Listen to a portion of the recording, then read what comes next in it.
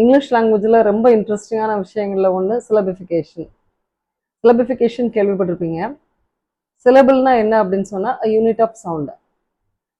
அப்படின்னா என்ன மீனிங் அப்படின்னு சொன்னால், ஒரு சவுண்டு, ஒரு வாவல் சவுண்டு ஒரு சிலபிளில் கட்டாயம் இருக்கும். So that's what is a syllable.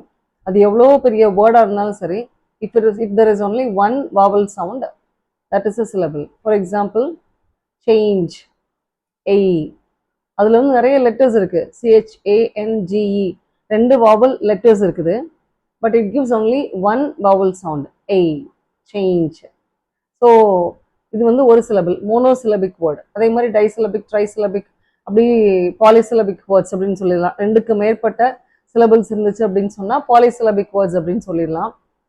இது வந்து சிலபிஃபிகேஷன் நம்ம ஸ்டூடெண்ட்ஸுக்கு இருக்குது. ஆக்சுவலாக ஒரு எக்ஸாம்பிள் சொல்லணும் அப்படின்னு சொன்னால், எக்ஸாமினேஷன் அப்படின்ற வேர்டை வந்து நீங்கள் சிலபிஃபை பண்ணணும் அப்படின்னா அதை எப்படி பிரிக்கணும் அப்படின்னா, எக்ஸாமினேஷன் ஏ, அப்படி இல்லைன்னு சொன்னால் எக்ஸ், அப்படி சேர்த்து பிரிச்சிடலாம். தென் அ, அடுத்த sound me, nay, shun. So there are 5 syllables here. அதே மாதிரி இன்னொரு வேர்டு அவைலபிள், அந்த ஷார்ட் சவுண்டு ஃபர்ஸ்ட்டு, அது தனியாக எடுத்துடலாம். வெயில், வெயில், தென் அடுத்து பில். ஸோ நான் 4 syllables அதே. சப்போஸ் அட்ராக்ட் அப்படின்ற வேர்டை வந்து நீங்கள் சிலபிஃபை பண்ணணும்.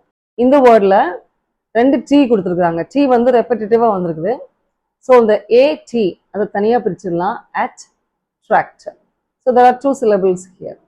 ஸோ இந்த மாதிரி ரெப்படேஷன் இருந்தது அப்படின்னு சொன்னால், ஒரு லெட்டரை ஒரு சிலபிளோடையும் இன்னொரு லெட்டரை இன்னொரு சிலபிளோடையும் நம்ம வந்து சேர்த்து எடுத்துக்கலாம். ஃபார் எக்ஸாம்பிள், அப்ளாஸ், APP, ஒரு P ஆப் இங்கே, இன்னொன்று பிளாஸ்.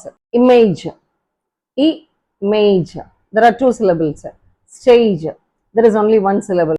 சேலஞ்ச் அப்படின்ற வேர்டு எடுத்துக்கிட்டீங்க அப்படின்னு சொன்னால், தெர் ஆர் 2 syllables. சேலஞ்ச். ஆனால் அதில் வவல் லெட்டர்ஸ் வந்து 3 letters இருக்கு. அது நம்மளுக்கு மேட்டரே கிடையாது. இதில் வந்து ப்ரொனன்சியேஷன் மட்டும்தான் இம்பார்ட்டன்ட். நீங்கள் ரெகுலராக பார்த்துட்டே வந்தீங்கன்னா கிராமர் உங்களுக்கு கொஞ்சம் புரியும். இங்கிலீஷை பொறுத்த வரைக்கும் எந்த கிராமர் பேட்டர்ன்ஸ் இல்லை எந்த லிங்குவிஸ்டிக் ஆஸ்பெக்ட்ஸ் எல்லாம் கேட்கலாம் அப்படின்றத செக் பண்ணி அதை வந்து கொஞ்சம் ரஷ்அப் பண்ணி நான் முடிச்சிடுறேன். முடிச்சுட்டு I will give you test also, model test also by the end.